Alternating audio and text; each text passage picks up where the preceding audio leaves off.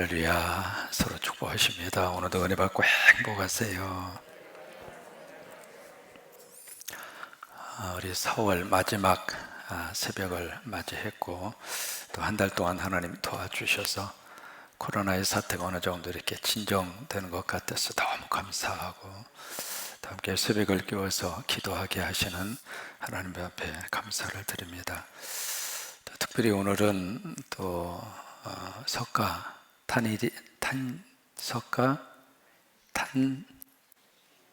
탄신일. 예. 원래 이제 석가탄신일로 이렇게 계속 전통적으로 불러왔었는데 불교계에서 이름을 좀 바꿔달라고. 왜냐하면 석가탄신일을 줄이면 석탄일이 되잖아요.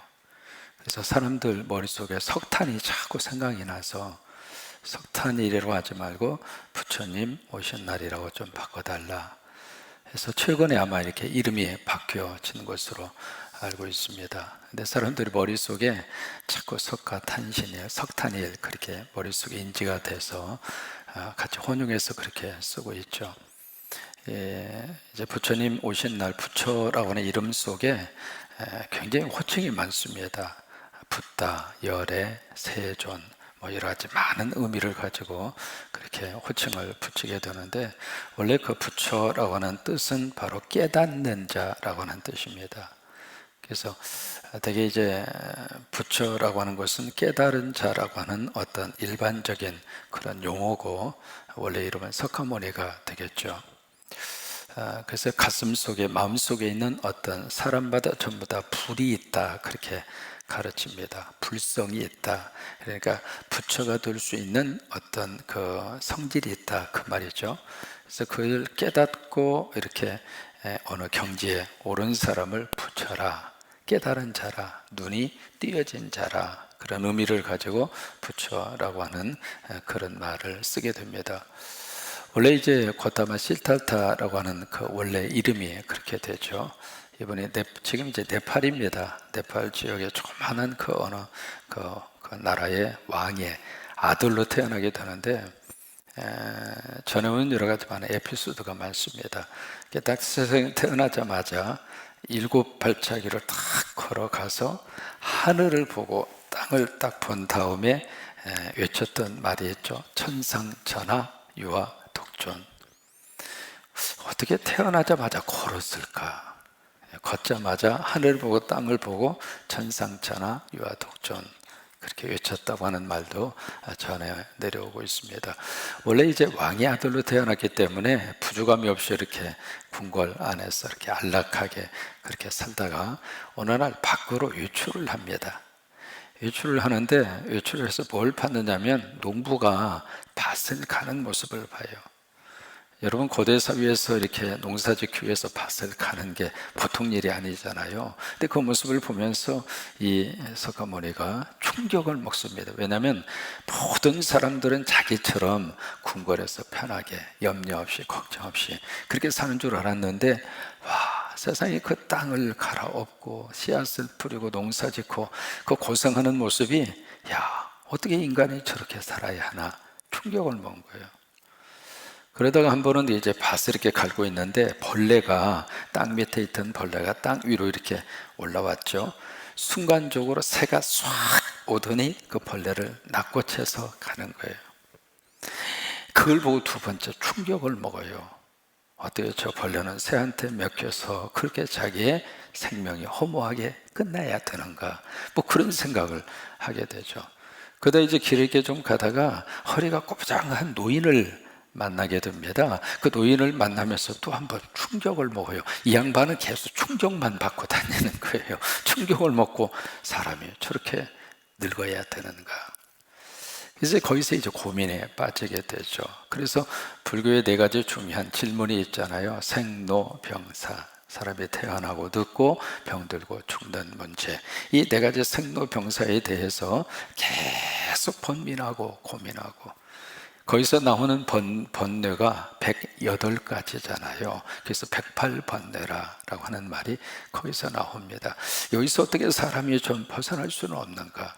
여기서 사람이 이렇게 해탈할 수는 없는가? 그 업보에서 어떻게 사람이 잘 자유함을 얻을 수 있는 길은 없을까? 그렇게 막 고민하고, 그래서 너무 이 젊은 친구가 그쪽으로 빠져 있으니까 이 아버지 왕의 입장으로서는 이러다 얘 큰일 나겠다. 그래서 이제 16살 때 거기에 야소다라라고 하는 그 옆에 있는 나라의 공주입니다. 공주하고 장가를 가게 했어요. 결혼을 시킨 거예요. 그래서 가정을 이룩하면 그렇지 않으리라 생각하고 결혼을 딱 했는데, 결혼한 다음에도 이 석가모니가 그 생각의 틀에서 벗어나지를 못합니다. 그다음에 이제 애를 낳거든요. 애를 낳는데 그 애 이름을 뭐라고 지었냐면 라훌라, 라훌라. 라훌라라고 하는 뜻은 방해자라고 하는 뜻입니다. 그러니까 내가 수행하는데 이 자식놈이 내 인생의 방해자라 그 말이에요. 참 애비로서는 못된 애비죠. 자기 자식을 낳아놓고 요 녀석은 내 인생의 걸림돌이다. 그래서 이름을 아예 라훌라라 그렇게 이름을 지어놓고, 그러다가 결국 29살 때 이분이 궁궐 담벼락을 넘어서서 야밤 도주해서 도망갑니다. 내 수행에 있어서 이 가정은 도무지 도움이 되지 않는다. 그래서 불교가 그때부터 자가 격리가 그래서 나온 겁니다. 우스갯소리로 그런 이야기 하잖아요. 왜 스님들은 이 코로나 바이러스에 안 걸릴까? 백신을 신고 있었어. 이럴 때 참 웃어야 서로가 참 어색한 분위기가 없는데 스님들이 백신을 신고 계셨어요. 아예 처음부터 그분들은 백신을 신고 있어서 이 바이러스에 걸리지 않는다, 그런 유머도 있습니다만은, 그래서 이제 29살 때 완전히 스스로가 자가 격리해서 가정을 버리고 수행의 길로 떠나게 됩니다. 그러니까 이분의 입장으로서는 가정과 자식에 대한 어떤 가장으로서의 책임보다도 스스로가 짊어지고 있는 이 무거운 인생의 업보, 이 고뇌, 이 고통, 이것을 좀 이렇게 해탈하고 싶은, 벗어나고 싶은 그 생각이 더 컸던 거죠. 그러다가 이제 그분의 나이 35살 때 보리수 밑에서 막 참선하고 있다가 거기서 깨닫습니다. 그래서 이제 해탈을 하게 되죠. 그래서 이분이 80살까지 살아요. 참 굉장히 오랫동안 살았습니다. 80살 정도 살면서 이제 많이 이렇게 그 제자들도 가르치고 그랬어요. 지금 생각나는 것 중에 하나가 불교의 그 원리 중에 하나가 철저하게 자신에게서 답을 찾는 거예요. 그게 불교의 시작입니다. 나에게서 부처가 될 수 있는 성질도 나에게서 찾고, 어쨌든 삶의 여러 가지 많은 생로병사와 108번뇌라고 하는 이 업보 속에서 그게 계속 해탈할 때까지는 윤회를 합니다. 이 윤회라고 하는 것은 수레바퀴처럼 시작도 끝도 없어요. 계속 반복되는 거예요. 그러다가 이제 이 땅에서 조금 좋은 일을 하면은 좋은 모습으로 다시 태어나고, 그러다가 다시 죽고, 다시 또 태어나고, 다시 죽고, 이러면서 이제 계속 윤회거든요. 계속 돌고 돌고 도는 거예요. 한 번 어느 마을에 갔는데 어느 한 분이 막 처절하게 울어요. 막 고통스럽게 막 애절하게 그렇게 울으니까 이 석가모니가 가서 왜 그러냐 그랬더니, 우리 집에 사랑하는 사람이 앞서서 돌아가셔서 그래서 내가 견딜 수 없이 괴롭고 힘들다고. 그래 가만히 이렇게 있다가 석가가 그에게 이야기합니다. 그래? 그러면 그 문제에 대해서 답을 내가 주지. 그래요. 이 슬픔과 고통에서 내가 헤어나올 수 있는 답을 좀 달라고. 그러니까 하는 말이, 이 동네 쭉 다니면서 어느 집이든지 지금까지 죽음을 경험하지 않는 집을 만나거들라.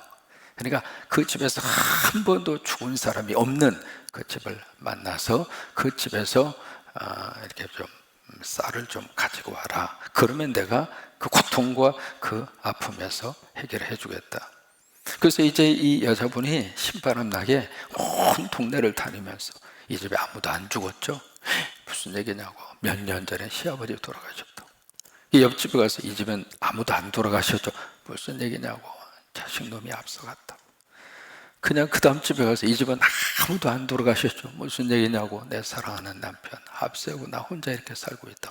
그 동네를 다 다녀보니까 여러분 한 집도 예외 없이 다 돌아가시는. 그래서 이제 풀이 죽어가지고 부처에게 와서 그런 이야기를 하니까 부처가 하는 말이 그래, 그게 인생이다. 그게 불교예요.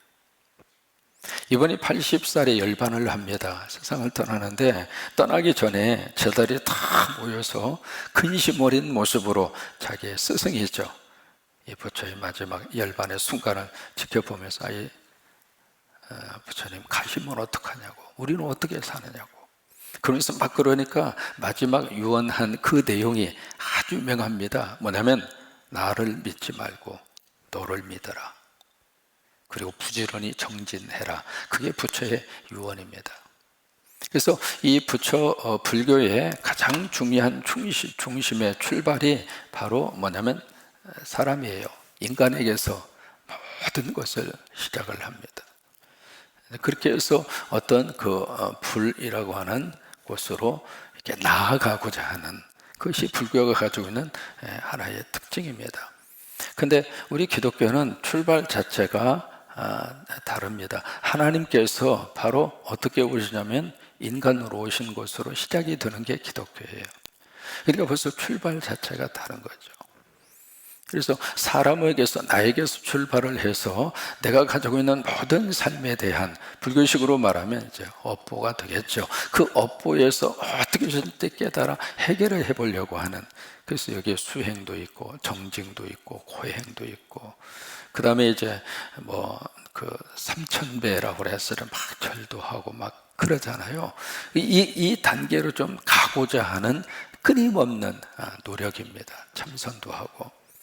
그런데 우리 기독교에서는 그렇게 이야기하지 않습니다. 하나님께서 우리를 사랑하셔서 나와 같은 똑같은 인간으로 오셔서 우리를 그냥 보다듬어 주시고 내 죄 문제를 십자가로 해결하시고 그리고 영원한 생명을 위해서 부활의 축복을 허락하시고, 그러니까 여기서는 중요한 것이 하나의 행동입니다. 행동이 있어야 돼요. 근데 여기서는 중요한 것이 바로 뭐냐면 믿음이죠. 그냥 믿으면 되네요.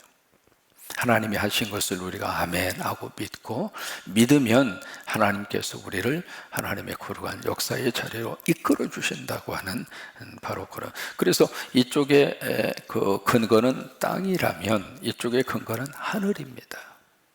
그래서 불교와 기독교는 벌써 출발 자체가 다릅니다. 여기서 역사관이 아까 말씀드린 것처럼 윤회거든요. 계속 돌고 근데 기독교의 역사는 시작에서부터 끝까지 직선적인 역사관, 벌써 역사관 자체가 달라요. 그런 하나의 차이가 있다고 하는 것을 기억을 하시면 되겠습니다. 이제 오늘이 석가탄신일이어서 잠깐 말씀을 드린 거예요. 그래도 제가 불교를 좀 공부를 했어요. 이상하게 보지 마시고 중학교를 불교 학교를 다녀서 좀 들은 풍월이 있습니다. 오늘 1절에 보시면은 거기에 사마리아에 있는 한 특징의 대상을 두고 말씀을 하시는데,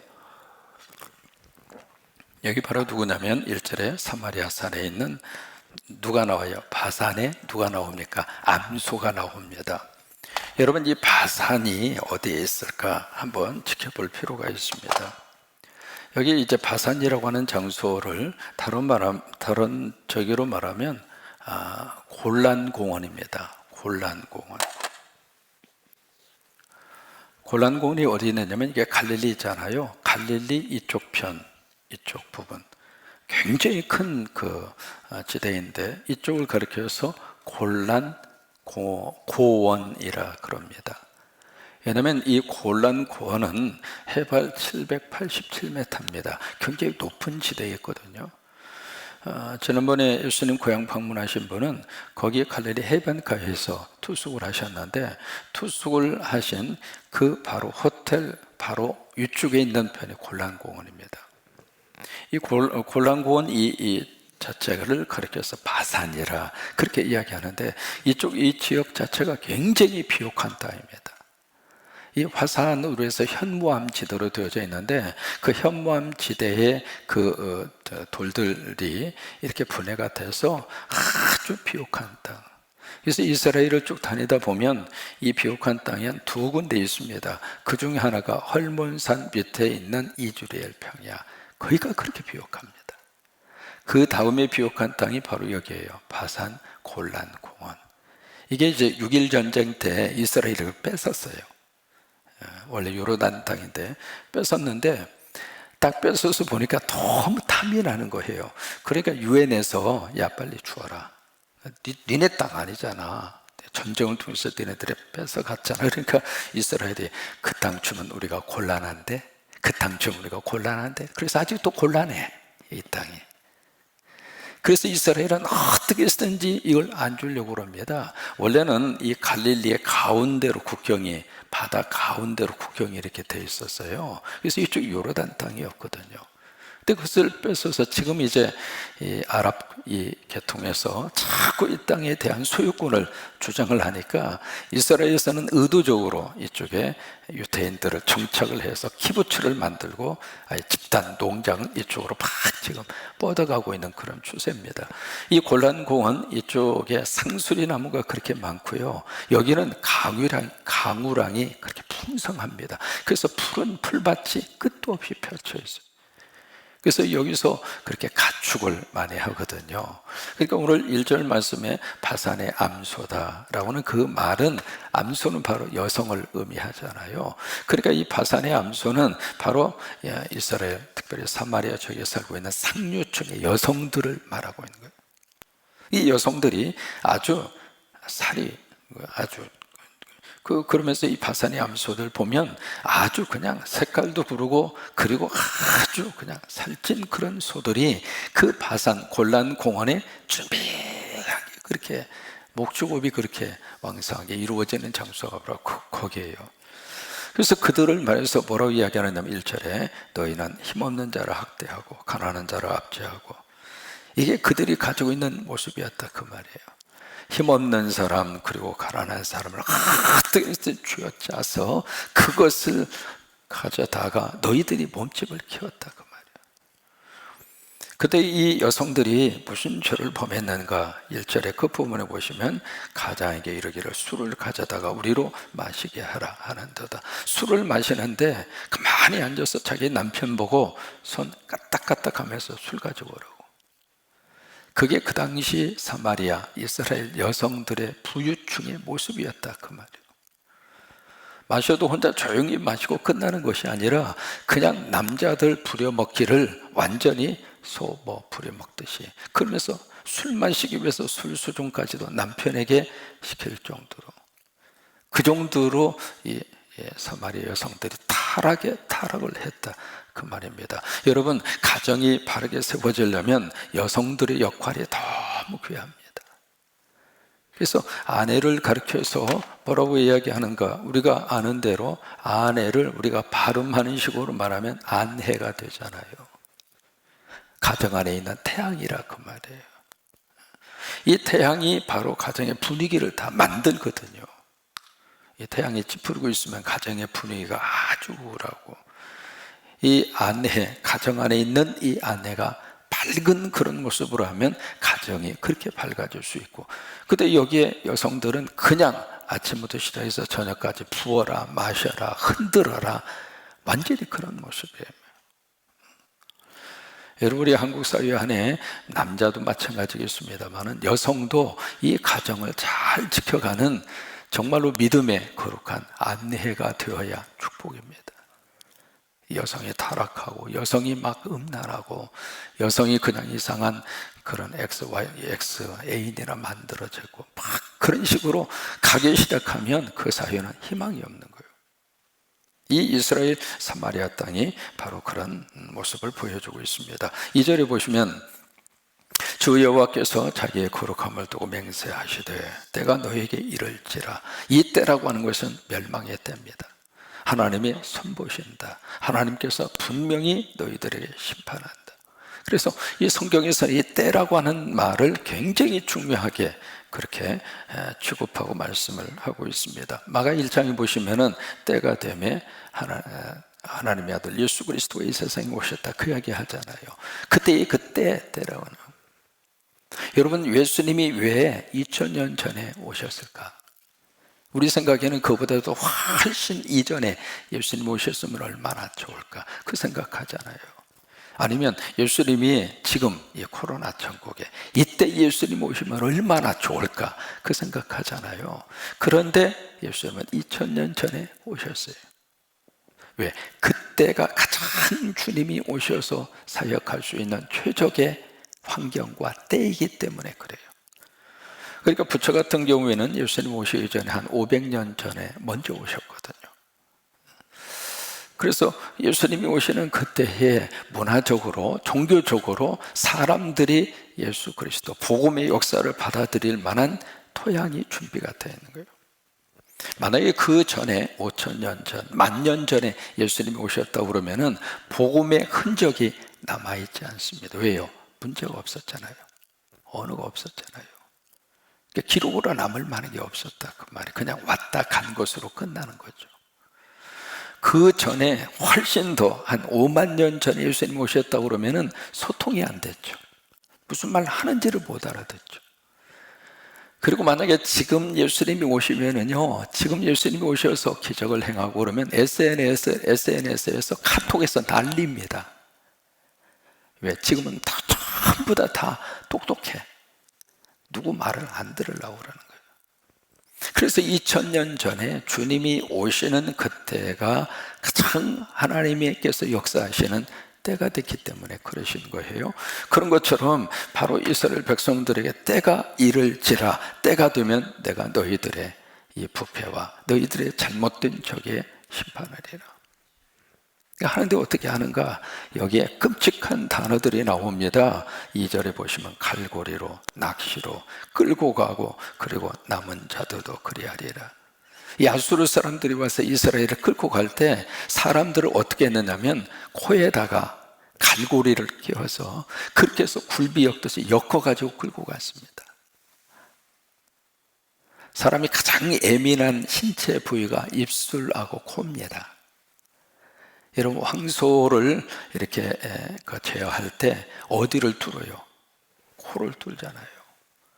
그래서 이래야 하면 황소가 꼼짝 못하고 주인의 말을 들다. 가장 예민한 데가 코하고 입술이거든요. 근데 그 코에다가 낚시로 해서 코를 꿰서 사람을 그렇게 해서 아수르로 끌고 간 거예요. 여기 2절의 말씀대로 그대로 역사 속에서 그렇게 일어나게 된 겁니다. 3절 너희가 성 무너진 데를 통하여 각기 앞으로 바로 나가서 하로몬에 던져지리라 라고 하는 말씀을 여기서 하고 있어요. 그러면서 그 다음에 뭐라고 말씀하시는가? 여호와의 말씀이니라. 이게 여호와의 말씀이니라 라고 하는 이 부분이 7번 여기 4장에서 계속 반복합니다. 이것은 내 말이 아니다. 하나님 말씀이다. 하나님 말씀이다. 오늘 주신 말씀을 통해서 마음의 메시지로 우리가 받습니다. 우리가 받아야 될 메시지는 여러분, 땅의 것은 영원하지 않습니다. 또 하나, 자꾸 가난하고 힘든 사람을 학대하고 내 배를 채우기 시작을 하면 하나님이 거기에 대해서 심판하신다는 거예요. 그래서 오늘도 우리 함께 예수님의 이름으로 어려운 사람들에게 손을 내밀고 그들을 품어주고 그런 하나님의 귀한 믿음의 삶이 오늘 하루 우리 가운데 이루어질 수 있게 되기를 원합니다. 우리도 빨간 날이잖아요. 부처님 오신 날이어서 빨간 날인데 쉬기도 하지만은 또 우리가 다시 한번 깊은 그런 생각을 가슴에 품는 하루가 될 수 있게 되기를 바랍니다.